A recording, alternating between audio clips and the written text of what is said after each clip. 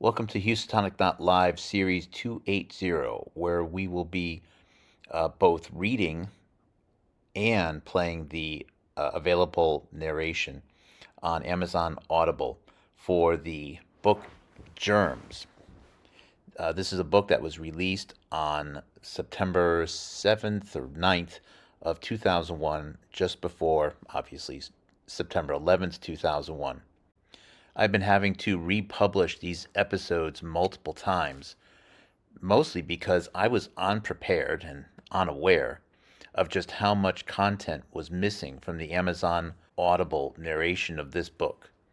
While I wouldn't have been surprised to hear of a sentence here or a sentence there, as it turned out, about 30 to 40% of the book is actually not in Amazon Audible, and the content which is not there is split up. Sometimes it's whole pages, sometimes it's just part of paragraphs.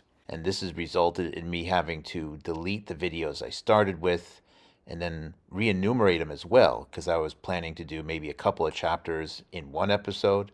But as it turns out, because of all the missing content and so on, I'm going to re-enumerate the episodes in this series 280, so that episode 1 corresponds to the preface in chapter 1, episode 2 is chapter 2, at least according to the book, and so on and so forth. As I've mentioned multiple times here, you can go to Houstonic.live.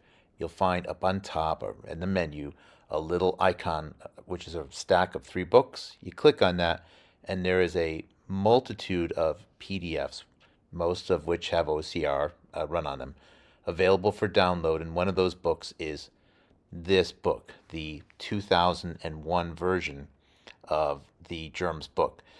Now, it has been my contention that the events of September 11th, 2001 were not actually expected as they happened. This book projects a large-scale biological terror attack in a major U.S. metropolitan center, and that actually did not come to pass. Anyways, I think the book, when it was released, was really to establish a narrative, to prepare people. So immediately after September 11th, I think late in September of 2001, an additional 50 or 100,000 copies of this book were immediately published. I don't know if those are any different from the ones at the beginning of September of 2001. I am doing the best I can with respect to this book. It is a lot of content. It's a lot of names. I apologize in particular for the Russian names, which are very difficult to pronounce in some cases. I can guarantee you, if this is a book that you listen to or read once, twice, 3 times, and if you're open-minded for some new interpretations of the events of September 11th, in particular, the importance of the Human Genome Project and vaccines and so on, I think, matter of fact, I can guarantee that you will be ahead of the curve, because this is where all of this research is going. I'm impressed that you're here. Thank you for listening. Thank you for supporting the program if you do. And let's get going. This is going to be episode 280.1, the preface, and chapter 1. We are going to be re-releasing episode 280.2, 3, and 4, etc. There is some missing narration in this chapter 1 of the book regarding this cult in Oregon, and I don't think it was necessary. I flipped through it. I don't think there's any missing content that is necessary to add. So I'm not going to be doing any additional narration to chapter 1. But for the remaining chapters, you'll hear an extensive amount of my own narration interleaved with the Audible narration. Thank you very much, and let's do it. Preface. It appears as though this 1.5 page is omitted from the Audible book. In December of 1997, 6 years after the Persian Gulf War, the Pentagon announced that it had decided to vaccinate 2.4 million soldiers and reservists against anthrax. It seems to be a curious move. Saddam Hussein's biological weapons program had been exposed more than 2 years earlier. So what had changed? Was the decision driven by a new, even more frightening danger from germ weapons? was the Clinton administration looking for an intentional issue on which it could appear tough. We set out to explore for the New York Times what had motivated the decision. From the beginning, we worked as a team, a science writer with a knowledge of weapons, a veteran foreign correspondent who had tracked international terrorism, and an editor who had investigated the intelligence agencies and the Pentagon. We were skeptical, well aware of how federal agencies often inflate such dangers to justify the existence and budgets. And I'm just going to take a second here to highlight, I don't know how much more clear it could be. The concern going into September 11th, 2001 was how to vaccinate the military against anthrax. That was the concern. It wasn't any one of these other crazy, funky issues. That is what everyone was talking about. Think of how much noise and distraction and lies everyone, myself, you, have been subjected to. When it's clear a book that took 2-3 years to write and was published, they were talking about it on the news. It was like USA Today and Good Morning America was talking about this on the weekend before September 11th, 2001. Judith Miller was on the programs talking about this. And it starts off with the anthrax vaccine. My suggestion, my speculation that September 11th is about the advancement of the anthrax vaccine, about the use of the U.S. military to test the anthrax vaccine, but more importantly, to use the United States military to test the largest deployment of experimental gene therapy in the history of all known civilization. That is what it was about. This is a move that could have potentially crippled the U.S. military and maybe even incapacitated the United States of America to defend itself.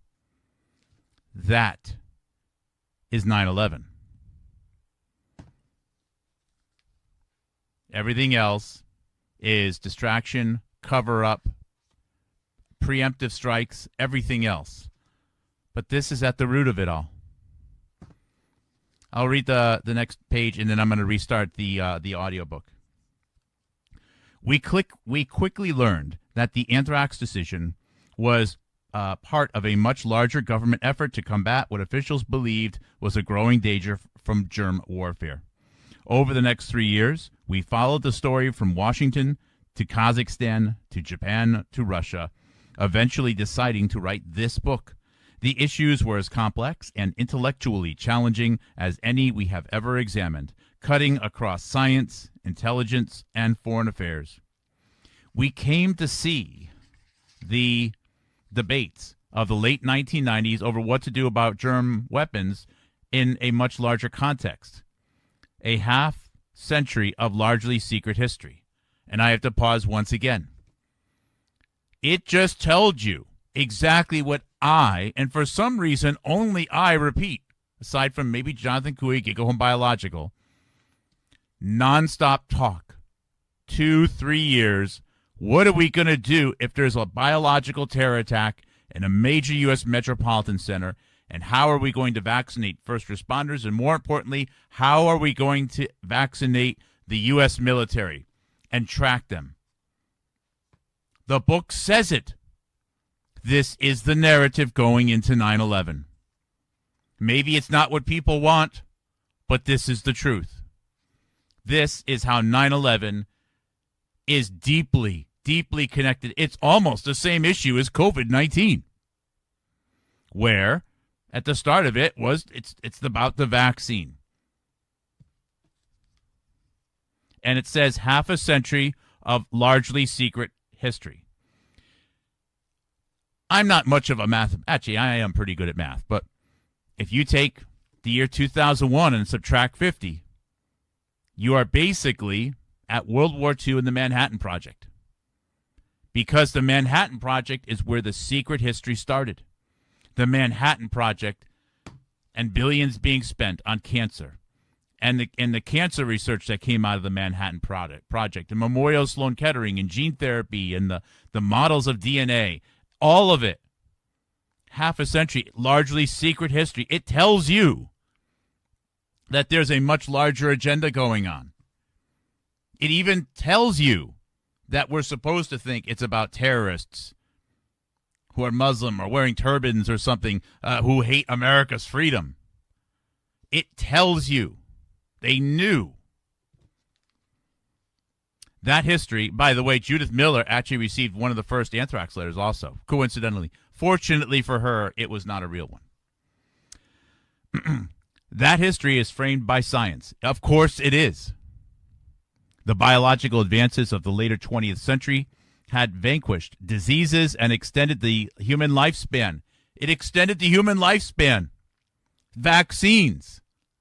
We are now talking about vaccines, increasing the human lifespan, getting control of our understanding of bacteria and all sorts of other communications at the genetic level and genetic models and the hidden science. And it's all protected by what? Weapons of mass destruction fears, nukes, germ warfare.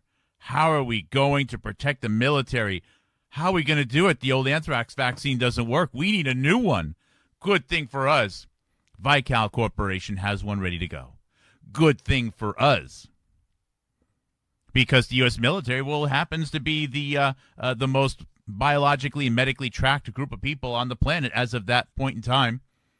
We can collect that data in some place like Windber, Pennsylvania, where Patrick Soon-Shiong purchased, as I've been showing in the last few days. In the year 2015, 2016, we can collect that data in Windber, Pennsylvania, or at least use that as a conduit from Walter Reed, just in case this anthrax vaccine goes so bad, as Robert Malone was setting up their IT infrastructure in the year 2000 and 2001.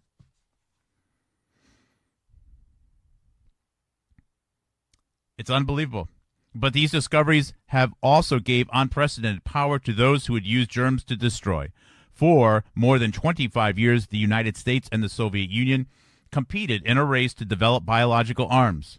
Of course, if you want to talk about the phenomenon of yellow rain, you're going to find that the person who wrote probably the longest dissertation paper or research paper on the phenomenon of yellow rain and how is most likely the responsibility of the Russians and not the Americans would be Rebecca Yellow Rain Katz, potential goddaughter of Anthony Fauci. Also someone who's worked with CEPI, et cetera, et cetera. I'm sorry to add all of this stuff. I'm simply making a point as to why there are several books that came out around 9/11 that will give you more insight about 9/11 than any book that has been written afterwards. Because what happened on 9/11, I contest, was a preemptive attack.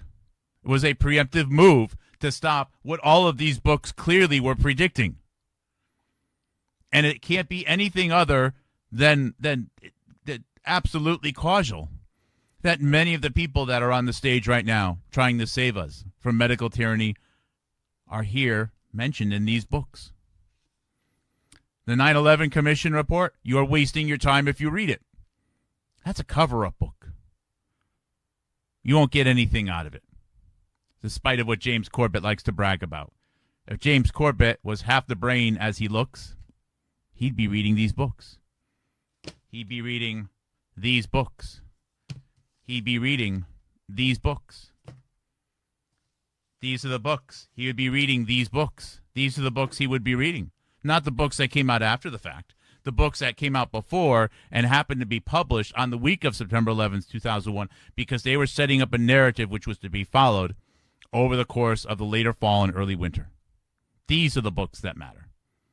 Now, I have to finish this, okay? I mean, I can't believe how much narrative you can get simply out of one page.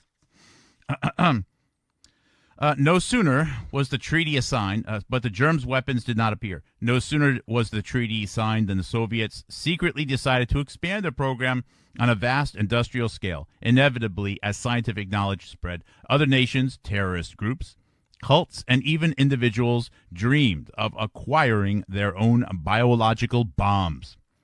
We learned from a small group of experts we learned that a small group of experts had prodded the Clinton administration to take the threat of germ weapons more seriously.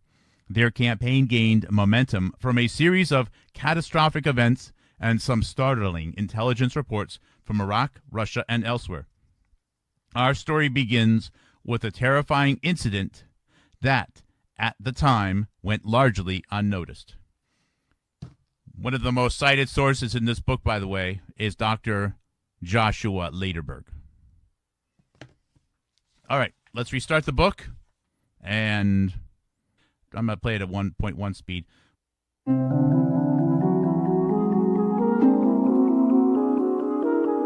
Simon & Schuster Audio presents Germs, Biological Weapons and America's Secret War by Judith Miller, Stephen Engelberg, and William Broad. Read by Murphy Geyer.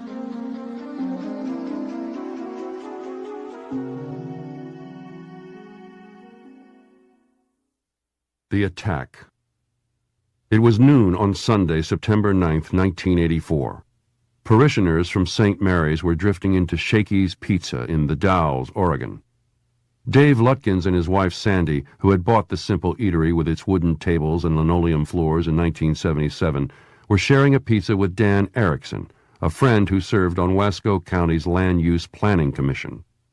They were discussing the topic that had come to obsess nearly everyone in this stable community of 10,000 in the spectacular Columbia River Gorge, not far from snow-capped Mount Hood.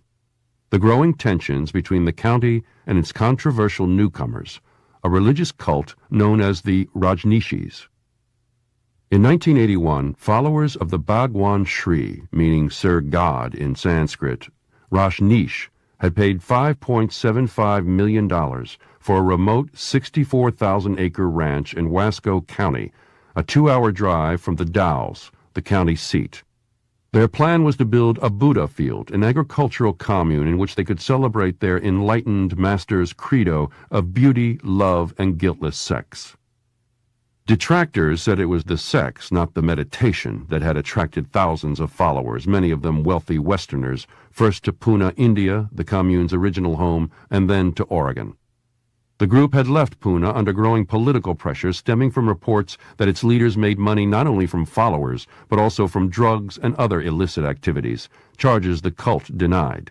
But the guru, a balding, bearded Indian with a religious charlatan's permanent smile, preached that it was blessed to be rich. He owned a collection of diamond-studded watches and 90 Rolls-Royces. His devoted followers, the sannyasins, dressed only in shades of red, sang while working 10 to 12 hours a day, every day, at the ranch. In only 3 years, they had built a small city on this once barren land, which now supported dozens of modular buildings and mobile homes, a 2.2-acre meeting hall, a 160-room hotel, a 2-block-long shopping mall, a casino and disco, a dam and a lake, networks of new roads, sophisticated water, sewage, and transportation systems, an airstrip on the valley floor for the Sex-5 jet planes and helicopter, and a seemingly thriving community of 4,000. When the group sold tickets to its annual summer festivals, the numbers swelled to 14,000. Some locals had tried to stop what they called the cult's idolatrous orgies, but the state's tradition of tolerance prevailed. Like most county officials, Dan Erickson didn't like the group. As a member of the county's Land Use Planning Commission, he'd had many increasingly hostile encounters with them, and there were plenty of reasons to be suspicious of them. The Rajneeshis had built their community on land zoned primarily for agriculture. They had harassed local residents who opposed their expansion plans and had threatened neighbors who had initially welcomed them but had become alarmed by the group's aggressiveness. In 1982, the sannyasins had moved into the neighboring town of Antelope, whose population had stood at 75 before the influx. After winning electoral control of the town council, they had ruled that all of its meetings must begin and end with a joke, and they had infuriated residents by insisting on taking over the local school. They had renamed the town Rajneesh and turned Antelope's sole business, a combination store, restaurant, and gas station, into a vegetarian health food cafe called Zorba the Buddha. Locals had responded with bumper stickers that proclaimed "better dead than red" and "money can't buy Antelope's heritage."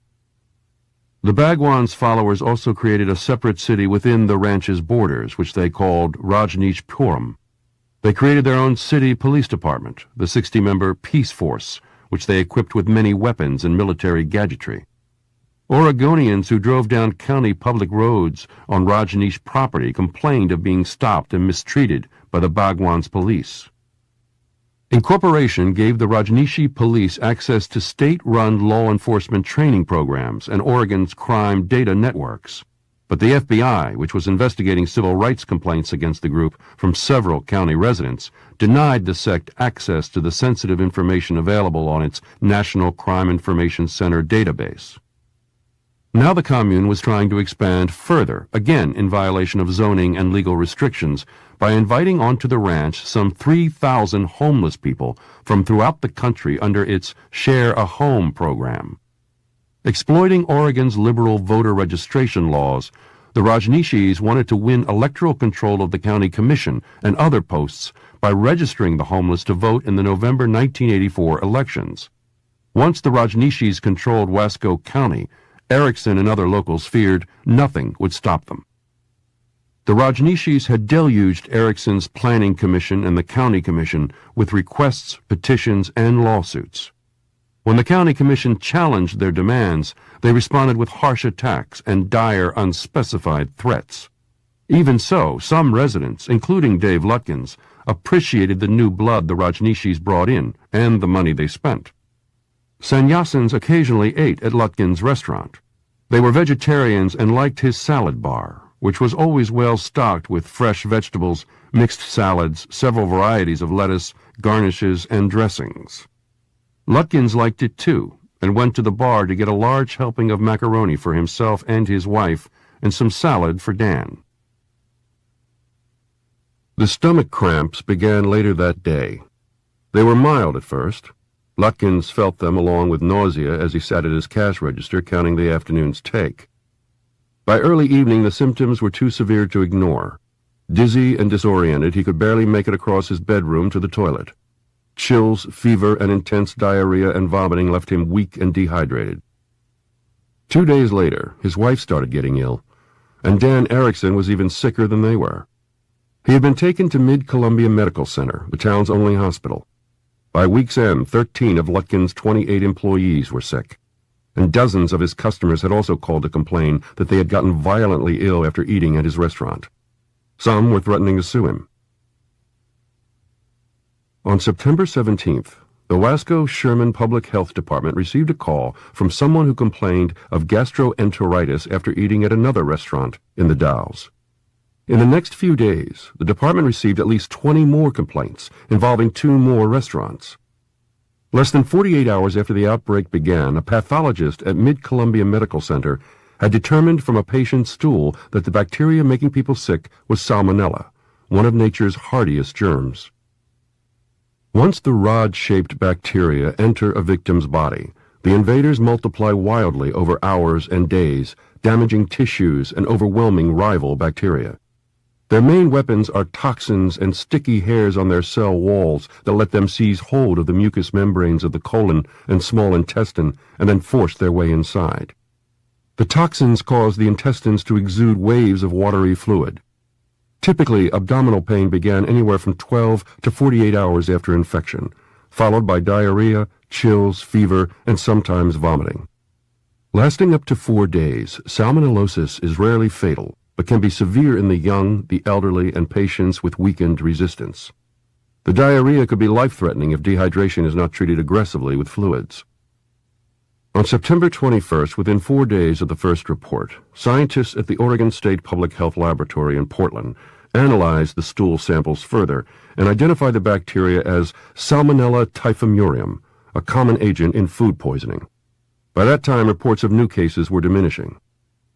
The next day, the Wasco-Sherman Public Health Department office began receiving a second wave of reports involving people who had fallen ill at 10 different restaurants in the Dalles. Because of its location on Interstate 84, a major east-west highway, the town had a disproportionately large number of restaurants, some 35 in all. Mid-Columbia was soon overwhelmed. For the first time ever, all of the hospital's 125 beds were filled. Some patients had to be kept in corridors. Many were angry and hostile and very frightened. Doctors had difficulty treating them. Violent patients and their families demanded their test results. Some even threw stool and urine samples at the hospital's doctors and technicians. By the end of the outbreak, almost 1,000 people had reported symptoms to their doctors or the hospital. 751 were confirmed to have salmonella, making it the largest outbreak in Oregon's history. No one had died, miraculously, but a pregnant woman had given birth prematurely, and her baby was suffering from the poison's effects. On September 25th, in the midst of the second wave, the state sought help from the U.S. Centers for Disease Control and Prevention based in Atlanta and its Epidemic Intelligence Service, 70 mostly young doctors who learned epidemiology firsthand by investigating suspicious disease outbreaks throughout the country. Founded during the early days of the Cold War, the EIS's original mission was to help detect a germ attack against the United States. More than 20 local public health workers and 4 EIS officers began an exhaustive epidemiological investigation of the outbreak. There was no mainframe computer in the county health office. Until an EIS doctor rigged up a primitive portable computer, interview material and collected data were all recorded and collated by hand. The investigators interviewed hundreds of patients as well as their families and friends.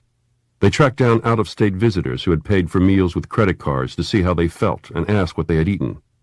They talked to all of the 325 food handlers who worked at the 10 restaurants. About 100 of them had been infected, many of them falling ill before their patrons. They measured salad bar temperatures and inspected food handling practices. They visited an uncertified dairy in neighboring Washington state and tested the cows, cow feces, raw milk, and even the farm's pond water for salmonella. They didn't find it. They checked the 2 local water systems that supplied the Dalles for contamination, as well as water at the restaurants. They discovered there was no common source for the food. The lettuce had come from different suppliers, so had the other vegetables. The salad dressings were from different wholesalers.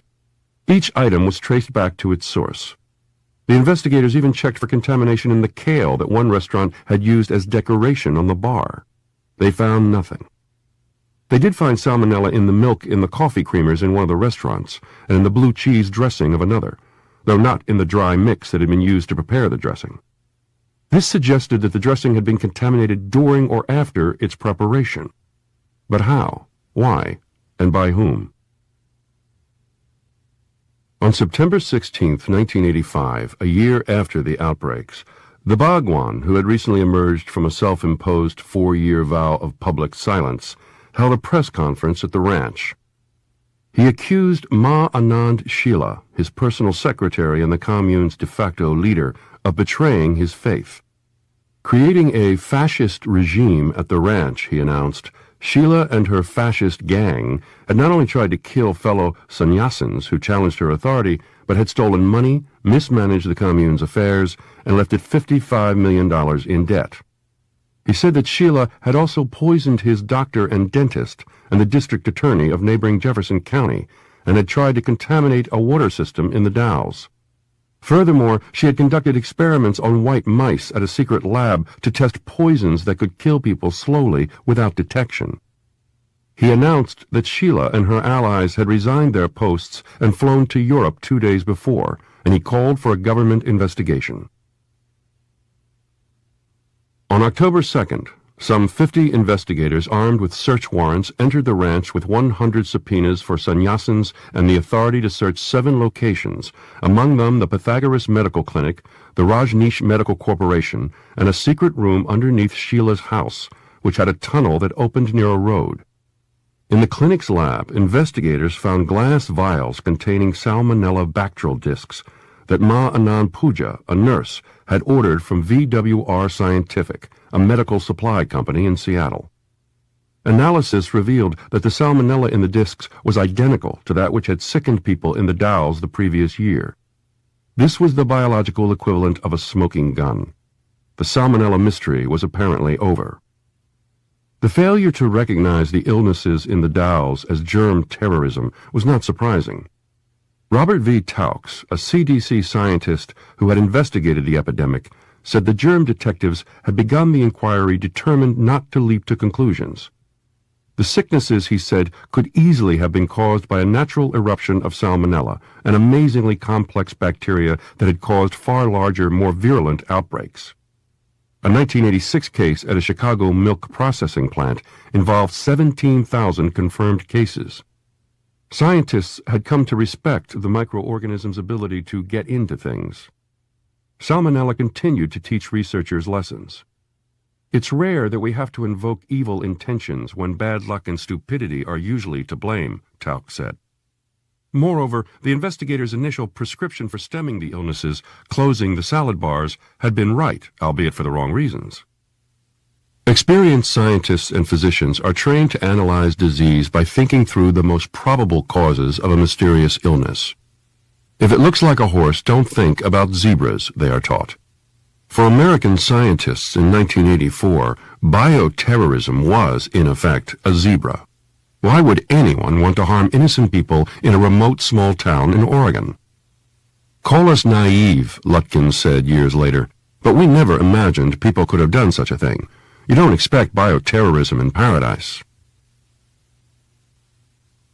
State and federal investigators eventually concluded that the plot to poison people in the Dalles with a biological agent, which involved about a dozen people, had grown out of the cult's legal war with the county and its determination to win control of the county government in the November elections.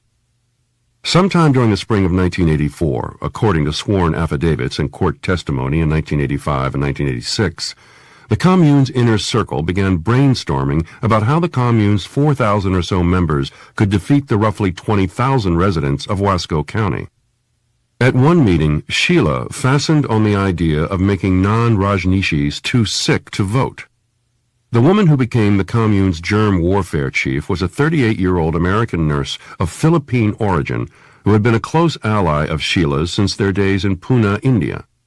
Ma Anand Puja supervised medical care at the commune and wielded immense power.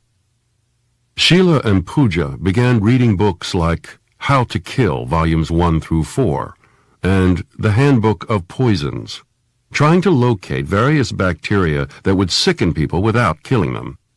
They also asked a urologist at Puja's clinic about poisons and bacteria that would be difficult to trace. The urologist, apparently unalarmed since he was told that the women were trying to defend the commune against germ attacks by the Rajneeshis' numerous enemies, mentioned salmonella as a possibility. Puja was responsible for buying the prescription and over-the-counter drugs that the Rajneesh Medical Corporation kept in the Pythagoras Pharmacy, as well as its medical supplies.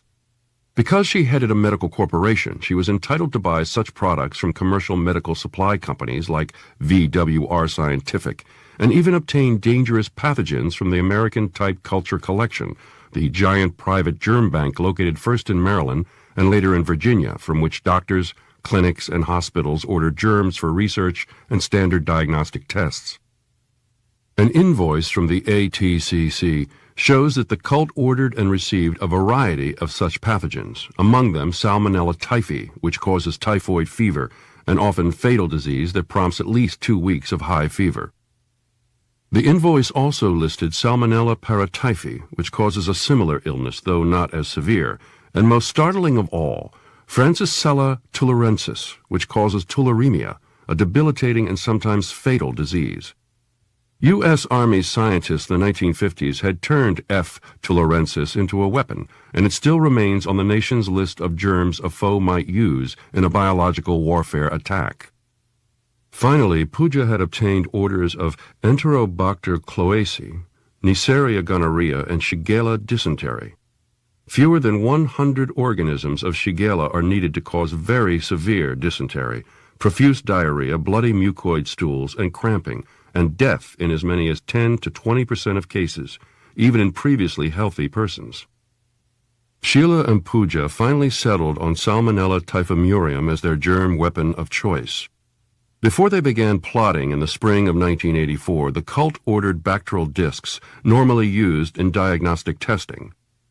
Puja then used the bacteria in the discs to culture and produce large amounts of the bacteria, first in her lab, then to a more isolated part of the ranch. No pathogens ordered from the germ bank were ever found at the ranch, and the order's implications got little attention. The investigation had begun more than a year after the poisonings, giving the cult time to destroy evidence before the authorities obtained search warrants. When the invoices were seized in the search, they were not shown to public health officials who would have understood their significance. But those officials who learned of the orders only years later considered both the agents and the timing of their arrival at the ranch ominous.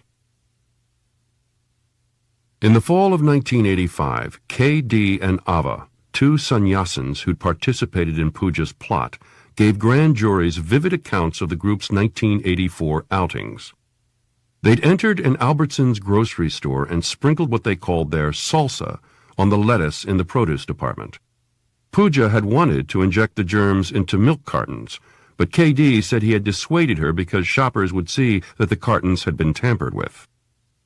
At about the same time, according to K.D. and Ava, other sannyasins, many of whom had donned wigs and dressed in neutral-toned street clothes for their raids, had put salmonella in restaurant coffee creamers and in blue cheese dressing. On several occasions, they had scattered it over fruits and vegetables at several salad bars, foods that are not usually convivial hosts for the otherwise hardy germs. To reassure those who doubted that their guru would bless the poisonings, Sheila had played for the disciples at a meeting that fall segments of a taped conversation with the Bhagwan. They heard Sheila ask their enlightened master what should be done with people who opposed his vision. If it was necessary to do things to preserve the Bhagwan's vision, then do it, K.D. reported the guru as saying on the muffled tape. Sheila had interpreted this to mean that killing people in the name of the guru was fine. She told the doubters if the commune had to choose between saving 1,000 unenlightened people or one enlightened master, you should always choose the enlightened master. If necessary, Ava remembered hearing Sheila say, 1,000 people would have to be killed. As it turned out, Sheila and Pooja decided that mass murder was not needed to swing the election. Having successfully sickened at least 751 people in the fall of 1984, a test for the planned election forays, the cultists expanded their campaign in October by deciding to import homeless people and registering them to vote. But Wasco County officials outsmarted them. Shortly before the registration period closed, county officials, citing the appearance of a suspiciously large number of registration cards, insisted that all prospective new voters be questioned by a special panel at the Armory. Realizing that the homeless would never be able to pass such scrutiny, the cult abandoned both the poisonings and the registration schemes. Most of the cult members never even registered. Wasco County residents, by contrast, sensing that their town was in jeopardy, registered and voted in record numbers. The turnout for the November 1984 election was proportionately the largest in Oregon's history. The Rajneeshi-backed candidates were defeated. On Sunday, October 27, 1985, the Bhagwan and his entourage left Oregon on his private jet. The guru was arrested as soon as the plane landed in Charlotte, North Carolina. With him were a small group of disciples and 21 suitcases containing a revolver, over $58,000 in several currencies, 35 jeweled wristwatches, and 17 pairs of designer eyeglasses. His disciples had also managed to load his throne onto the plane. On the day of the Bhagwan's arrest, the West German police detained Sheila, Pooja, and another cult leader in a posh resort hotel. Extradition proceedings began. In the following months, a flurry of indictments were issued by state and federal grand juries. Since there was no anti-terrorism law at the time, federal investigators charged the cultists with violating immigration laws and a consumer product tampering statute that Congress had passed in 1982 after the poisoning of Tylenol capsules. In the summer of 1986, Sheila and Pooja, who had been extradited from Germany, pleaded no contest to charges of attempted murder, illegal wiretapping, causing the salmonella outbreak in the Dalles, and other crimes. Both women received maximum 20-year sentences. Sheila was fined nearly $400,000 and ordered to pay Wasco County almost $70,000 in restitution. But thanks to shrewd bargaining, both women wound up serving less than 4 years in a federal prison in Pleasanton, California, a jail for nonviolent white-collar offenders. While Oregon had intended to seek additional remedies against them when their federal sentences were finished, Sheila and Pooja were released early for good behavior and fled to Europe before the Justice Department notified the state. The Bhagwan received a 10-year suspended prison sentence, paid $400,000 in fines, and left the United States forever. Most of the contaminated restaurants never recovered from the poisonings.